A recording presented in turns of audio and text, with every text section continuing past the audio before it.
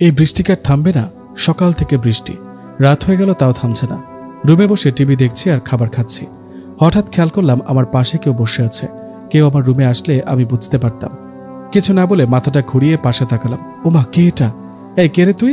আমার কথা শুনে চিকন গলায় বলে উঠল, আমি আমি পেতনি আমি পেতনি।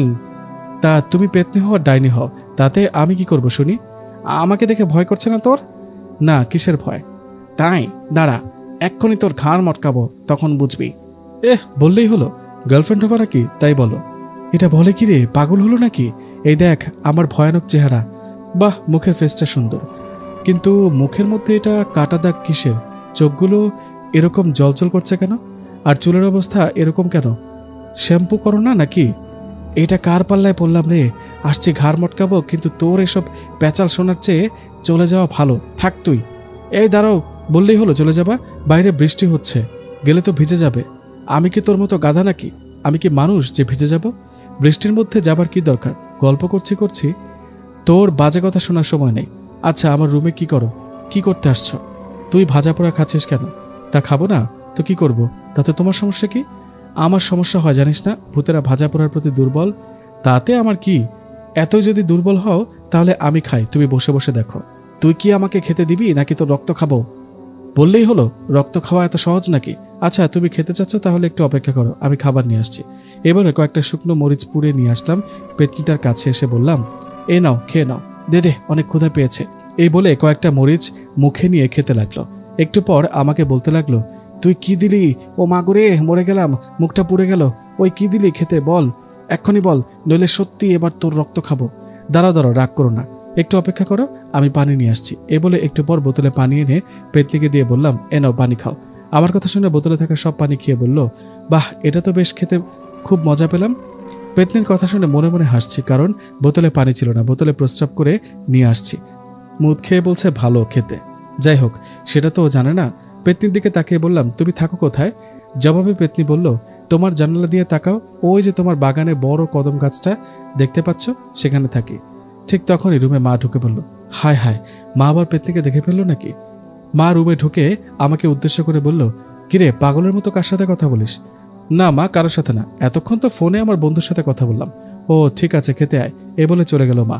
মুহূর্তে পেতনি এসে হাজির। পেতনিকে দেখে আমি বললাম, আরে কোথায় গিয়েছিলে? মা তোমাকে দেখতে পায়নি তো? না, দেখেনি, তার আগে বাতাসে মিলিয়ে গেছি আমি এখন আসছি, চলে গেলাম। ওকে যাও, কালকে আবার এসো। মাথা খারাপ, তোমার পাল্লায় আর পড়তে চায় না। আরে আমি আবার কি করলাম? চলো না প্রেম করি, গার্লফ্রেন্ড হবা। এই যে আবার শুরু হলো। থাক তুই। এই বলে বাতাসে মিলিয়ে গেল পেতনিটা। সত্যি বলতে ওর চেহারা অনেক ভয়ানক দেখে আমি অনেক ভয় পেলেও ওকে বুঝতে দেইনি। যাই হোক, ওর পিছু আমি ছাড়ছি না। তারপরের দিন পেতনির জন্য রাত জেগে অপেক্ষা করছি, কিন্তু আসেনি। তাহলে সত্যি কি চলে গেল? পরের দিন সন্ধ্যার আগে আগে বাগানে গেলাম। সেই কদম গাছের নিচে গিয়ে গাছটাকে উদ্দেশ্য করে বললাম, পেতনি, এই কই তুমি নাকি এই গাছে থাকো? কালকে আমার রুমে আসোনি কেন? কি হলো, কথা বলছো না কেন? কথা বলো না কেন? এই যে কথা বলো, নইলে তোমার কদম গাছে মুতে দিব কিন্তু। কথাটা বলতে একটা বাতাস সজোরে আমাকে ধাক্কা দিয়ে মাটিতে ফেলে দিল। অনেক ব্যথা পেয়েছিলাম তখন, একটু ভয় করছিল। ওখানে আর দেরি না করে রুমে চলে আসি। সে রাতের ঘটনা। রাতে ডিনার শেষে শুয়ে আছি, হঠাৎ পেতনি এসে হাজির। এসে আমার দিকে গরম হয়ে তাকিয়ে আছে। পেতনিকে দেখে বললাম, আরে আসছো, কালকে আসোনি কেন? পেতনি বলল, পাগল নাকি, বাগানে গিয়েছিলে কি করতে? গিয়ে আবার কদম গাছটা নোংরা করার কথা কেন বললি? জানিস ওই কদম গাছে আমি একা থাকি না, আমার সঙ্গীরাও থাকে। তখন যে বলেছিলি প্রস্রাব করে গাছটা নোংরা করে দিবি, তখন তো আমার সঙ্গীরা তোকে মারতে আসছিল। আমি যদি তোকে ধাক্কা দিয়ে মাটিতে ফেলে না দিতাম তাহলে ওরা তোকে মেরে ফেলতো। তাই নাকি? আমাকে বাঁচানোর জন্য অনেক ধন্যবাদ তোমাকে। আচ্ছা, কি খাবে বলো? তোর রক্ত খাবো, দে। ধুর, রক্ত ছাড়া কি আর খাবার নেই নাকি? আচ্ছা, একটু অপেক্ষা করো। এই বলে রান্না করা মাংস এনে পেতনিকে দিয়ে বললাম, এ নাও, এটা খাও। পেতনি বলল, সেদিনের মতো আবার ঠকাবি না তো? আরে না, এটা ভালো খাবার। সত্যি এটা খেতে ভালো লাগছে। আচ্ছা, সেদিন যে পানি খেয়েছিলাম, এটা কই? ওটা খাবো? না, ওটা হবে না। না কেন? ওটা খেতে হবে, ভালো লেগেছে ওটা।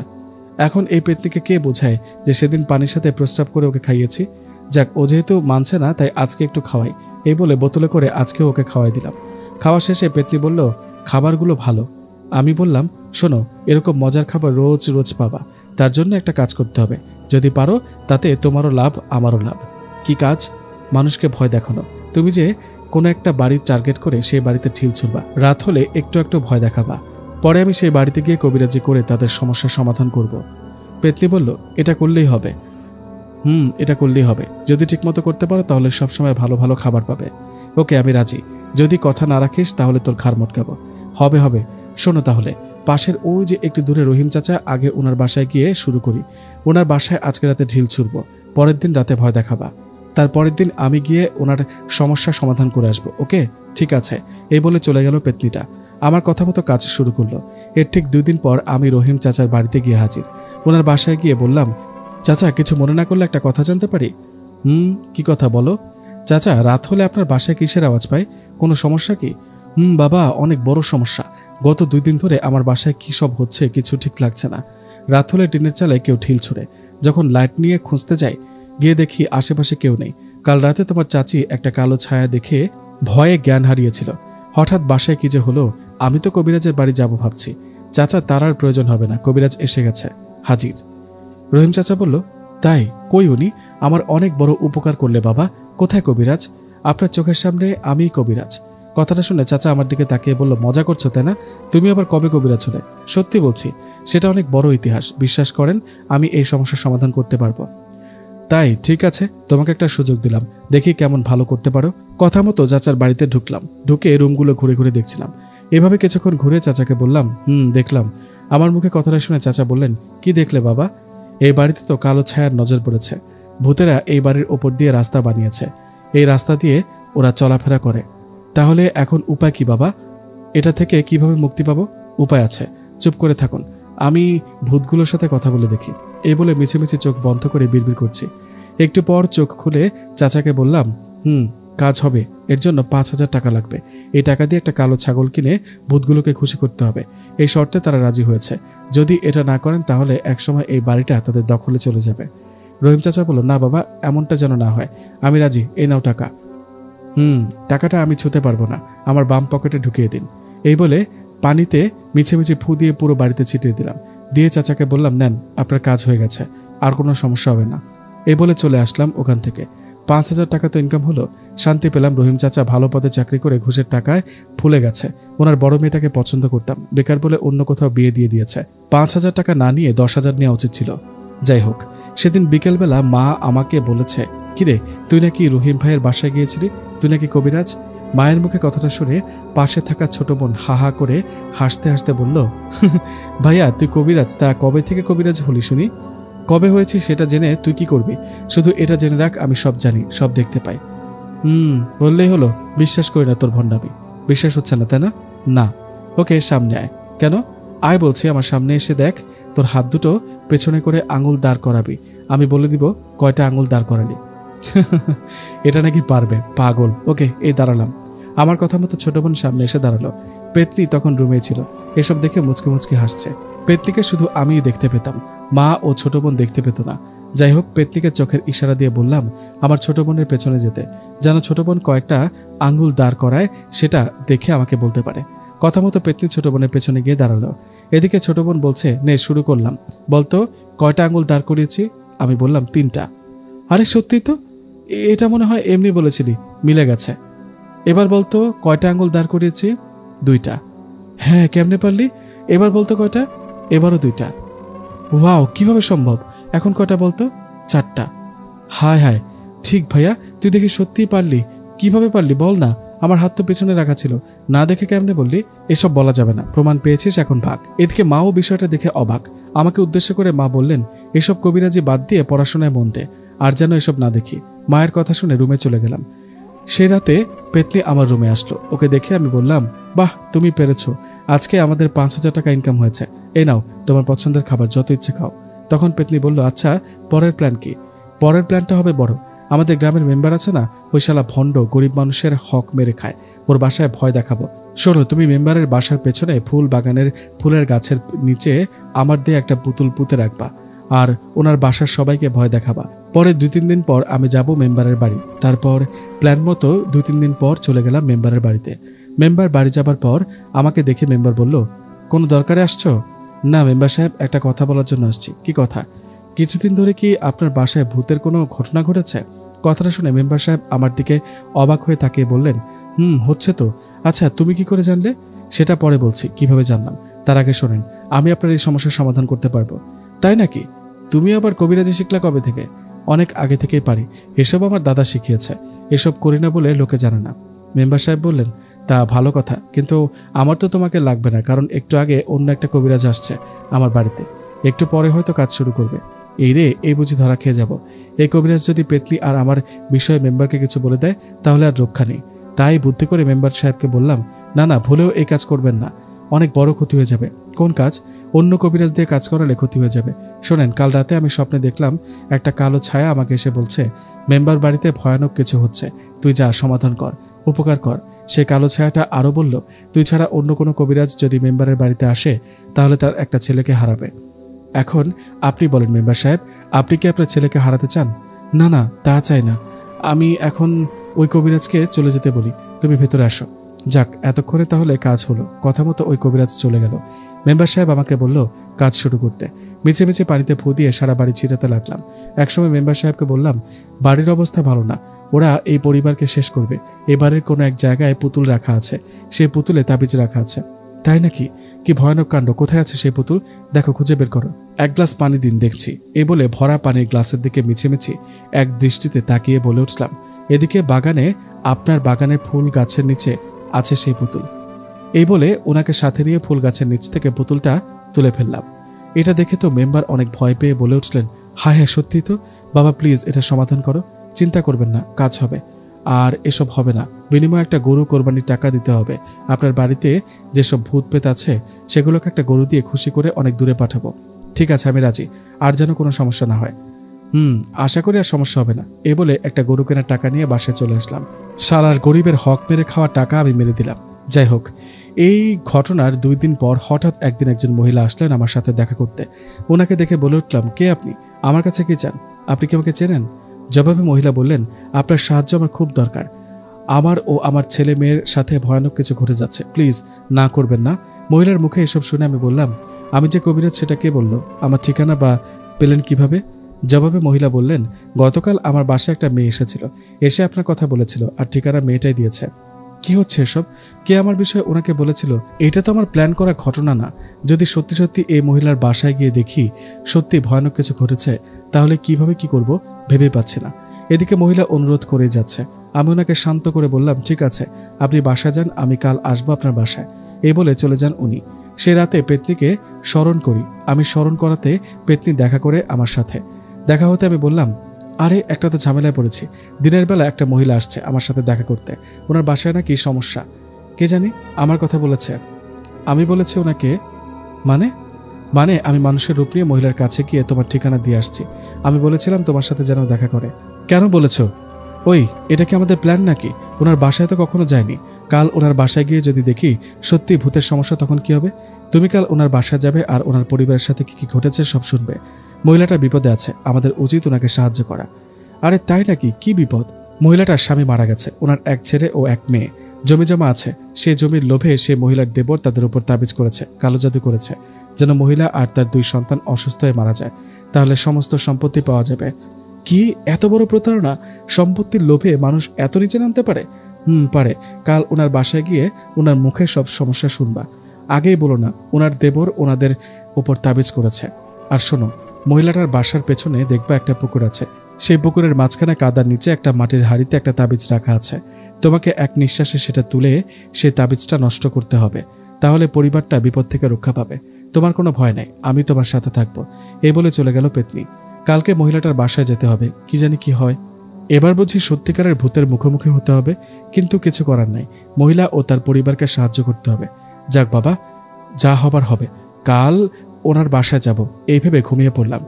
রাতে স্বপ্নে দেখলাম একটা ভয়ানক আকারের অবয়ব, বড় বড় কোকড়া কোকড়া চুল, হাতের নখগুলো লম্বা লম্বা, দেখলেই গায়ের লোম দাঁড়িয়ে যায়। সে অবয়বটা আমাকে বলছে, সাবধান, বাঁচবি না, পরোপকারী হতে গিয়ে নিজের ক্ষতি করিস না, কালকে ওই মহিলার বাড়িতে যাবি না, তুই গেলে তোকে মেরে ফেলবো। কথাটা শুনে ঘুম ভেঙে গেল। সকাল হয়ে গেছে। ঘুম থেকে উঠে ভাবতে লাগলাম, রাতে স্বপ্নে কি দেখলাম, কে ছিল ওটা, আমাকে ভয় দেখালো কেন? পেতনি নাকি? না না, পেতনি এরকম মজা করবে না, ও তো আমাকে ওই মহিলার বাসায় যেতে বললো। এই ভাবতে ভাবতে পেতনিকে স্মরণ করলাম। পেতনি কিছুক্ষণের মধ্যেই হাজির হলো। এসে আমাকে বলল, তুমি কি রেডি? আজকে বিকেলে মহিলার বাসায় যাবা, গিয়ে কি কি সমস্যা আগে শুনবা, তারপর আমি বলবো কি কি করতে হবে, কেমন? আমার না ভয় করছে। তাই না? আমাকে দেখে ভয় করে না? আমার ভয়ানক চেহারা দেখে কি ভয় করে না? না, তোমাকে দেখতে ভালো লাগে, একদম প্রেমে পড়ে যায়। পেতনি বলল। আবার শুরু হলো। বেশি কথা না বলে বিকেলবেলা ওনার বাসায় যাবা, আমি আছি, কোনো ভয় নেই। এই বলে চলে গেল পেতনি। সেদিন বিকেলবেলা আমি সেই মহিলার বাড়িতে গেলাম। আমাকে দেখে মহিলা বললেন, আসেন আসেন, বসেন এখানে। আমার এই ছোট বাড়িতে আমিও, আমার 2 সন্তান, 3 জনের পরিবার। আসলে মহিলাটাকে দেখে মনে হলো ওনার সাহায্যের দরকার। ওনার বাসায় যাবার পর ওনার রুমগুলো হেঁটে হেঁটে দেখছিলাম, রুমের মধ্যে কেমন গরম আবহাওয়া। যাই হোক, রুমগুলো ঘুরে মহিলাটাকে বললাম, আন্টি এখন বলেন তো আপনার ও আপনার ছেলে মেয়েদের সাথে কি ঘটেছে আর কতদিন ধরে ঘটেছে? তখন মহিলাটা বলতে শুরু করলেন, শোনেন তাহলে, আজ থেকে 1 মাস আগের কথা। এক রাতে হঠাৎ ঘুমটা ভেঙে যায় আমার। আমি শুনতে পাই আমার বড় ছেলেটা কার সাথে যেন কথা বলছে। বিছানা থেকে উঠে দরজার ফাঁক দিয়ে পাশের রুমে তাকালাম। তখন দেখলাম আমার ছেলে একা একা কার দিকে তাকিয়ে যেন কথা বলছে। রুমে কেউ নাই, তাহলে কার সাথে কথা বলছে ও? এরকম অবস্থা দেখে হঠাৎ করেই রুমে ঢুকে পড়ি আমি। রুমে ঢুকে ছেলেকে কিছু জিজ্ঞাসা করি, বাবা এত রাতে কার সাথে কথা বলছিলি? জবাবে আমার ছেলে বলে, মা ওই যে একটা লোকের সাথে, সাদা কাপড় পরা একটা লোক আমার পাশে ছিল, তুমি দেখতে পাওনি, ওনার সাথে কথা বলছিলাম। উনি বলেছে আমাকে নাকি কোথায় বেড়াতে নিয়ে যাবে। ছেলেটার মুখে কথাটা শুনে আমি অবাক হয়ে গিয়েছিলাম, কারণ আমি তো রুমে কাউকে দেখতে পাইনি। এরপরের রাতের ঘটনা, আমি উঠে টয়লেটে গিয়েছিলাম। টয়লেট শেষে যখন রুমে আসলাম, এসে যা দেখলাম সেটা দেখে আমার অবস্থা শেষ। আমি দেখলাম আমার বিছানায় আমি শুয়ে আছি। এটা কিভাবে সম্ভব বলেন? নিজেকে নিজে দেখছি। আমাকে দেখে বিছানায় থাকা আমার মতো অবয়বটা আমার দিকে তাকিয়ে ভয়ানকভাবে হাসতে থাকে। এটা দেখে একটা চিৎকার দিই। আমার চিৎকার শুনে পাশের বাসার ভাবি আসে। তখন রুমে ঢুকে দেখি কেউ নেই। শুধু কি তাই, এরপর থেকে আমার ছোট মেয়েটা রোজ রাতে স্বপ্নে ভয় পেয়ে চিৎকার দিয়ে উঠত। আমার যদি রাতে ঘুম ভেঙে যেত, আমি দেখতাম আমার পাশে কালো কালো ছায়া বসে আছে, আমাকে দেখে বাতাসে মিলিয়ে যায়। আর কি বলবো, মাঝে মাঝে আমার ছেলেটাকে খুঁজে পায় না। অনেক খোঁজাখুঁজি করে দেখি আমার বাসার পেছনে যে পুকুরটা, সেখানে সাঁতার কাটছে। দিনের বেলায়ও না, রাতের বেলায়ও এরকম হয়। সবচেয়ে অবাক করা বিষয় হলো, ও সাঁতার জানে না, তাহলে মাছ পুকুরে সাঁতার কাটে কিভাবে? আমার ছেলেকে উপরে উঠিয়ে যখন জিজ্ঞেস করি, তুই পুকুরে কেন? তখন ছেলে বলে, মা আমি কিছু জানি না, কিভাবে পুকুরে আসলাম, কেনই বা সাঁতার কাটছি। এরকম আরো অনেক সমস্যা হচ্ছে, আপনি কিছু করেন বাবা, কিছু একটা করেন। এসব কথা মহিলাটা আমাকে বলছিল। এতক্ষণ ওনার মুখে কথাগুলো শুনে বুঝলাম সমস্যা অনেক ভয়াবহ। কথাগুলো শুনে মহিলাটাকে বললাম, আন্টি সবে তো শুনলাম, আমাকে একটু একা থাকতে দেন, এই রুমটাতে আমি একা থাকতে চাই কিছুক্ষণ, আপনি বাইরে যান। আমার কথায় উনি বাইরে চলে গেলেন। আমি পেতনিকে ডাকলাম, ও আসলো। পেতনি আসার পর ওকে সব খুলে বললাম। আমার মুখে কথাটা শুনে পেতনি বলল, মহিলাটার দেবর মহিলা ও তার সন্তানদের ওপর তাবিজ করেছে, কালো জাদু করে একটা খারাপ জিনকে পাঠিয়েছে। সে খারাপ জিনটা ওদের সাথে এরকম করছে, ভয় দেখাচ্ছে। তা বুঝলাম, এখন কি করব? আগেই তো বলেছিলাম বাড়ির পেছনে যে পুকুরটা আছে সেটার মাঝখানে কাদার ভেতর একটা হাড়ি রাখা আছে। সেই হাড়িটার ভেতরে একটা তাবিজ আছে, একটা মাছের শরীরে বাঁধা। একটু পর সন্ধ্যা হবে, তুমি সন্ধ্যার পর পুকুরে নামবা, নেমে ডুব দিয়ে এক নিঃশ্বাসে সেই হাড়িটা উপরে তুলবা, তাহলেই হবে। পরে হাড়ি থেকে তাবিজটা বের করে নষ্ট করে ফেললে সমস্যার সমাধান হবে। ও এই কথা, এটা কোনো ব্যাপার হলো? এক ডুব দিয়ে হাড়িটা তুলবো, এ আবার এমন কি? এতটাও সহজ মনে করো না, কারণ সেই খারাপ জিনটা বাধা দেবে, তোমাকে ভয় দেখানোর চেষ্টা করবে। তুমি ভয় পেও না, আমি তো আছি। পেতনির মুখে কথাটা শুনে একটু একটু ভয় পেলাম। কি যে হবে কে জানে, আমি কি পারবো এটা করতে? সন্ধ্যা হয়ে গেছে, আমার কাজ শুরু করতে হবে। ভয়ে ভয়ে এগিয়ে গেলাম পুকুরের দিকে।